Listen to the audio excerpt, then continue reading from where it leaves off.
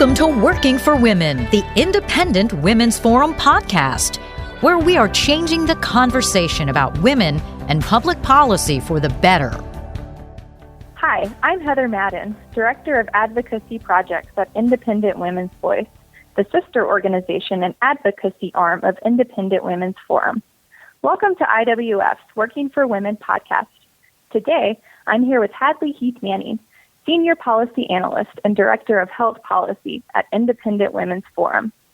Hadley manages all of IWF's health policy programs and has written extensively on the issue.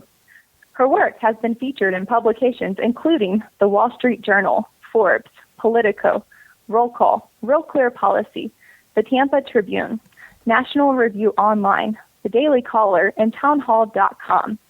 Today, Hadley and I are going to be discussing the Affordable Care Act, also known as ObamaCare.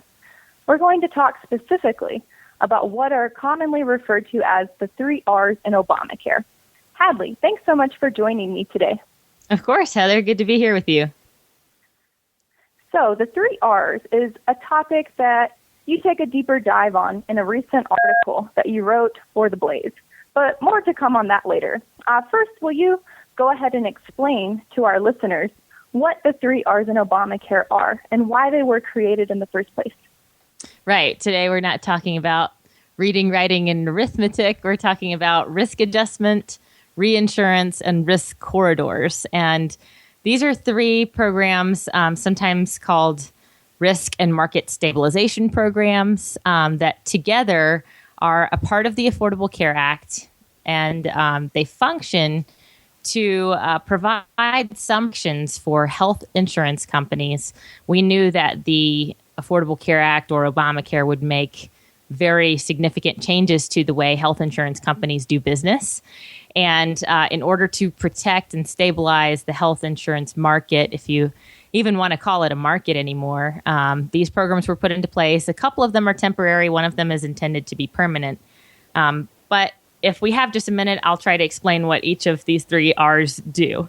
So the first, risk adjustment, is a program that essentially moves money from plans that have very low-risk pools. In other words, if you have a lot of healthy people sign up, and that's what health insurance companies want. If you think about a successful health insurance company that makes a lot of money, it would be one where the pool of customers are paying in premiums constantly, but they're not very sick and they're not making a lot of medical claims. So if you have very low risk or healthy people in your pool, you're supposed to pay into the risk adjustment plan. And on the other hand, if you're a plan that has actuarial risk or a pool of people who are higher risk, then you get payments out of the risk adjustment program. So basically intended to provide some stability and protect against what people in the insurance business called adverse selection.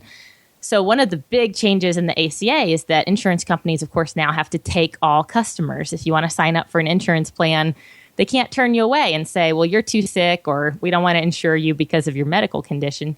They have to accept you. And so some plans might get an outsized number of those sicker people. And so to protect them, they have the risk adjustment plan. Now, reinsurance has been in the news recently, but reinsurance, if you're in the insurance world, then you understand reinsurance perfectly. Reinsurance is actually all around us. You know, every insurance business has got a reinsurance business behind it, whether that's home or auto, property and casualty insurance. There are reinsurance companies that exist to insure insurance companies. So you can think of reinsurance as an insurance plan for health insurance companies. But under the law, the reinsurance plan in the ACA is operated by the government, and every health insurance plan in the country pays into this pool, like their premiums.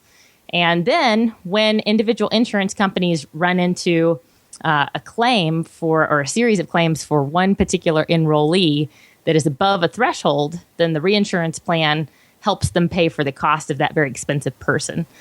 So the way insurance is supposed to work is something bad happens, and then your insurance company shows up to help you mitigate the loss from the bad thing that happened.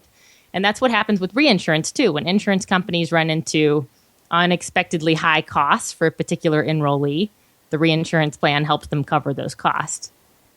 And then finally, there's the risk corridor program, which is going to sound very similar to the risk adjustment program, but essentially the Department of Health and Human Services collects funds from certain plans that had lower than expected claims, and then they pay out payments to plans that had higher than expected claims. So yet again, this is one of those programs that's supposed to limit losses and gains for health insurance companies and provide what's called stability by the people who created the law. But the thing about the risk corridor program that has caused the most controversy probably is that these payments from one insurance company to another or from some insurance companies to others don't have to equal zero.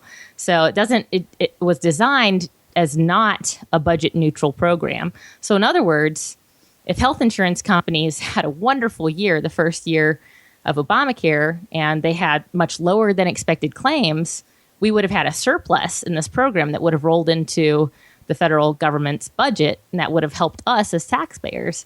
But instead, what we've seen happening is the opposite, and we can talk a little bit more about that later. But this plan, I guess this part of the Affordable Care Act has been most controversial for that reason.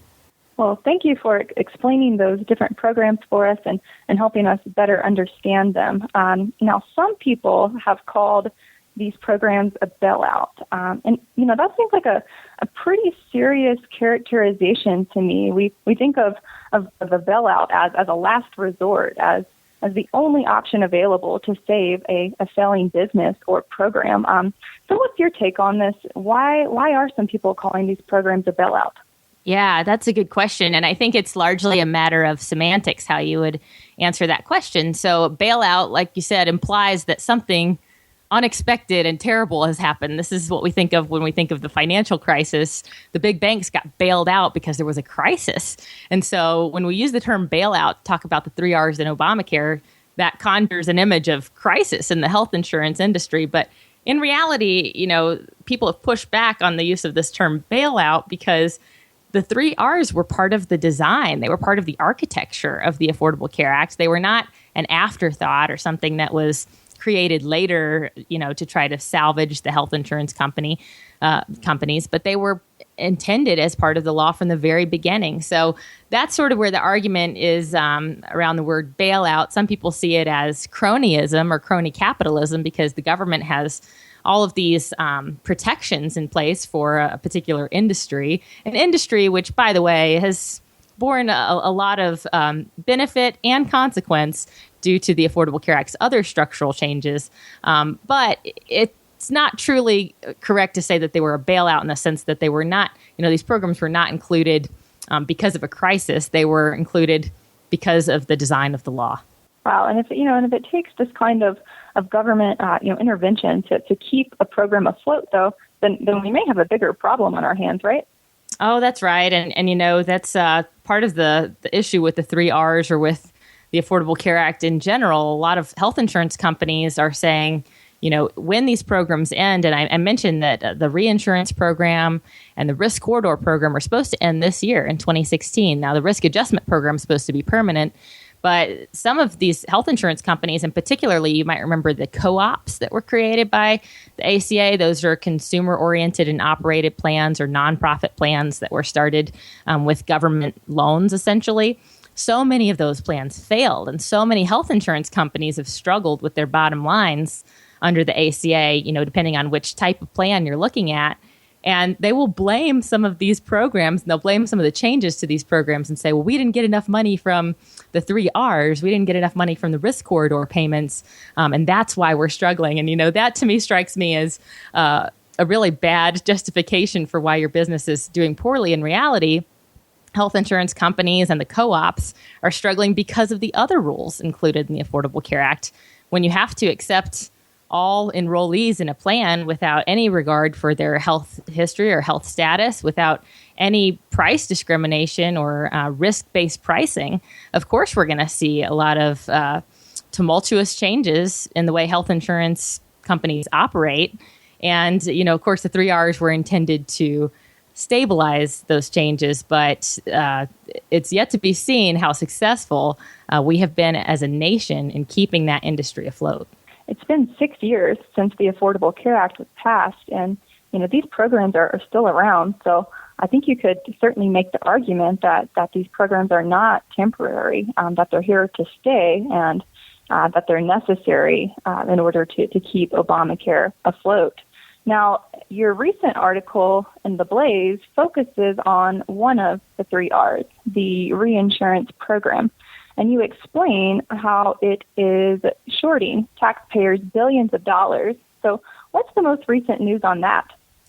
Right. Well, congressional lawmakers are investigating the reinsurance program for that very reason. Effectively, the plan or the projection for the reinsurance part was that every year health insurance companies would pay into it, and all health insurance plans have to pay in, although it should be emphasized that only plans that are compliant with the Affordable Care Act are eligible for the benefits of reinsurance. So only those plans can essentially file reinsurance claims and get help from the reinsurance program when they have those high unexpected costs.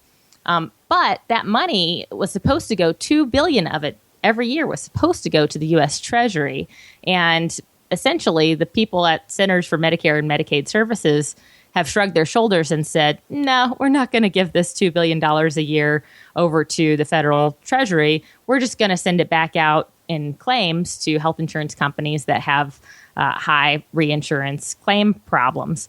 And so that really amounts to cronyism. That's a change after the fact in the way that the law was written. The law has been written so that the reinsurance program would pay taxpayers into our treasury. Any dollar that's paid into the treasury is a dollar of tax relief for the rest of the country. And when they're not doing that, of course, lawmakers have to look into it. And so over the course of the past 2 years, there's about $3.5 billion that CMS was supposed to turn over to the treasury out of the reinsurance program that they haven't. And so that's at the center of the latest controversy.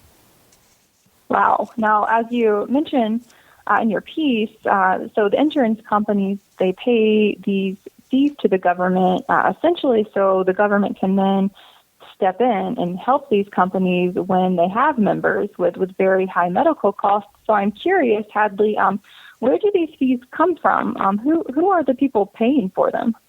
Right. Well, like a typical fee or a typical cost of doing business, businesses aren't just paying these fees out of the goodness of their hearts, but they're typically passing along the cost of these fees to their customers, and that's people like you and me. So insurance companies, like I said, all insurance plans have to pay this fee, and it's a fee per covered life. And so it's not even, if my husband and I count as one family or one policy, we still count as 2 covered lives. And so what is happening within the reinsurance premiums is that every covered life in 2015 paid $107 to help their insurance company pay their reinsurance premiums, which went to the government and then went back out to other health insurance companies that had enrollees with very high claims costs. So we are paying a price for this, even if we don't see it in terms of, I know it's tax season and everyone's filing their taxes. We don't have a line item for the reinsurance fees that we're paying, but we are paying them through our health insurance premiums. Wow, it's interesting that we're taking on this expense and it doesn't even show up on a W-2 form or anything when you go to file your taxes. And we're talking about, about $428 for a family of 4 per year. So, it's a pretty significant cost for us to be taking on, and for us not to be aware of it. I'd like to talk a little bit about another one of the 3 R's, the Risk Corridor Program. And in your piece, you talk about how the Risk Corridor Program was projected to have a surplus of $8 billion. That's a pretty substantial amount. Instead, however, the program was short $2.5 billion. So can you explain for us why this projection was off by billions of dollars? Yeah, they were only off by about $10.5 billion. So no big deal, right? In Washington, that's like pocket change. But oh man, it's been very disappointing. The Risk Corridor Program, and before the reinsurance program got in trouble and is now under congressional investigation, I would say the Risk Corridor Program has been the one that has faced the most controversy due to the fact that it's been so far off from its projected profits and has instead produced losses. But fortunately, some members of Congress acted to prevent the program from using taxpayer dollars to fill in that gap. But the reason that the projections were so far off is, of course, the Risk Corridor program is trying to guess, essentially, what kind of claims different health insurance companies are going to make. Are they going to make high claims or are they going to make low claims? And claims, of course, are based on medical use. Every time you go to the doctor, there's a claim on your insurance company. And, unless you're one of the few Americans who directly pays for your health care, and then your insurance company gives you an explanation of benefits and they give the money to your health care provider to cover that claim. Well, what has happened under the Affordable Care Act, and there's a new study even out this week from Blue Cross Blue Shield showing that under the Affordable Care Act, people who are participating in these plans have higher rates of disease. They've used more medical services. This shouldn't have been a surprise because a lot of people who lacked health insurance before the ACA were people with medical conditions and if you hadn't been insured for several years, then once you're insured again, you have a high demand for medical services. You want to go get things checked out that you haven't had checked out for years.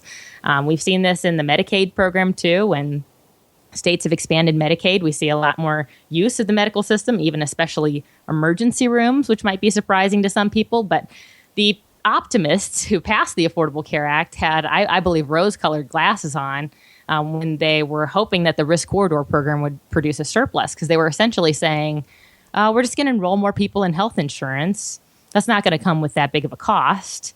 They'll have health insurance, and maybe then we can use preventative medicine to keep them from getting sicker and costing more. This is sort of the philosophy of people who believe in universal health insurance. But in reality, those people have been very sick and they've used a lot of medical services. And this has increased the claims that health insurance companies have had to pay out under the ACA. And as those claims are higher, so are the number of dollars that health insurance companies are demanding out of the Risk Corridor program. So again, when there's a negative in the mismatch between how much insurance companies are paying in and how much they're demanding out based on the formulas, there's a shortage of money. And of course, the original plan was for that money to come out of taxpayer expense, out of the federal government. But that changed due to some changes to our federal government's budget picture. Wow, and it's kind of, mind-boggling that that's the case, because it shouldn't be a surprise that, that insurance companies were going to be overwhelmed by sick customers, considering that, Obamacare is a bad deal for healthier consumers, and it's a more attractive one for those who are sick, more sick. So, right, and even for healthy people, I just want to point out, when you are healthy, if you reduce to zero your cost at the point of consumption for any health service, whether it's birth control or a well checkup with your doctor, that's going to increase demand for those services. And of course, people on the other side of the political spectrum would say that's a good thing because we want people consuming those healthcare services. But I would say, we want people to consume the right amount of healthcare. We don't want them to overconsume or underconsume healthcare services. And the best way, of course, to make sure people are consuming the right amount of anything is a pricing system that, really illustrates to consumers what value they're getting out of various services. And we don't have a good pricing system in healthcare because there's no transparency, and there's no transparency because we have so many multi-party payers. And the Affordable Care Act, in my opinion, made that a lot worse. So that's why we're seeing, I think, overconsumption of some health services, underconsumption of others. We don't have a good pricing system for consumers. Exactly. Now, as you mentioned earlier, taxpayers didn't have to foot the bill for this shortage in the Risk Corridor program because Congress stepped in. And we all heard a bit about this Risk Corridor provision when Marco Rubio was still in the presidential race. But do you mind explaining for us exactly how this provision prevented the program from using taxpayer dollars to pay out insurance companies? Right. So a couple of years ago, as part of a budget battle on Capitol Hill, Senator Marco Rubio and others worked to include a provision that essentially said, okay, we're going to keep the Risk Corridor program, because there were some who just wanted to scrap the program entirely. They said, let's keep the program, but let's make sure that it's budget neutral. So in other words, if you have a shortage, if you have a loss, if you have a mismatch in the amount of money that health insurance companies want out of the risk corridors, that's not going to come out of taxpayer expense. So this was a protection for us as taxpayers, and we ought to be commending those lawmakers for this very wise move. And of course, some health insurance companies and the co-ops blame those members of Congress and those senators for taking away this money that was supposed to go out to them. But of course, this would be like if I went to the mall and decided to buy a lot of clothes and I was at the cash register, didn't have enough money to pay, and then I blamed you, Heather, for not giving me money to pay for the clothes that I wanted to buy. You know, if you're a business, you have to cover your own expenses. That's the way other industries work, and that's the way health insurance should work. But of course, when health insurance companies have this deal with the government, and the terms of that deal are renegotiated later, and this is the case with the omnibus, when senators and members of Congress voted to make this program budget neutral. That was also the case in the following year's budget. I think that was a good move because I think that ultimately we're all taxpayers. We're all paying health insurance premiums to our health insurers. Now, health insurance companies, there's another side to this that I think, we talked a little bit about those fees that we get charged for the reinsurance program. The risk corridor program affects our premiums too, because health insurance companies say without the risk corridor payments or without sufficient risk corridor payments, we're going to have to raise premiums on consumers. But those higher premiums don't reflect the failure of the government to pay insurance companies money out of a certain plan or program. Those higher premiums reflect the costs associated with implementing the Affordable Care Act, with following all the rules and regulations and offering all the coverages that the law requires.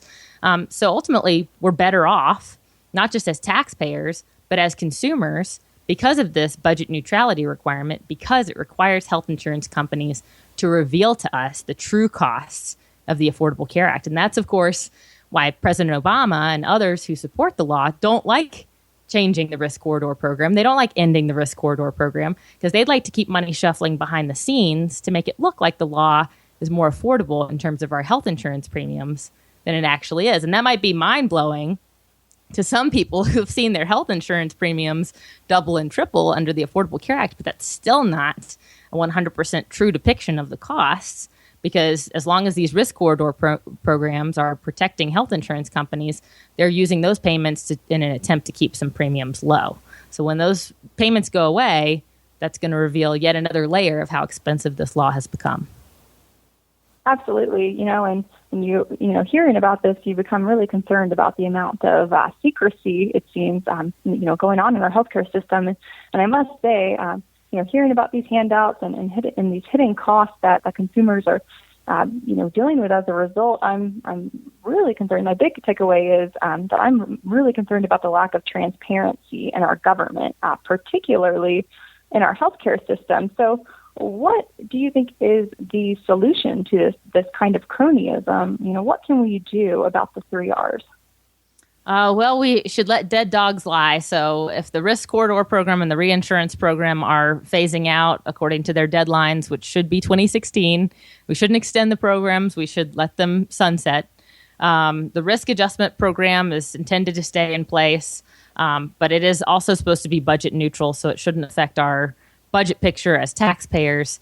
But I think one of the biggest things that we can do and that we try to do at IWF is to simply raise awareness about these programs. I mean, one of the reasons our healthcare system is so difficult to understand is because there are so many different laws and policies and regulations that govern the type of health insurance we're required to carry. We have state laws, we have federal laws, of course, we have the Affordable Care Act.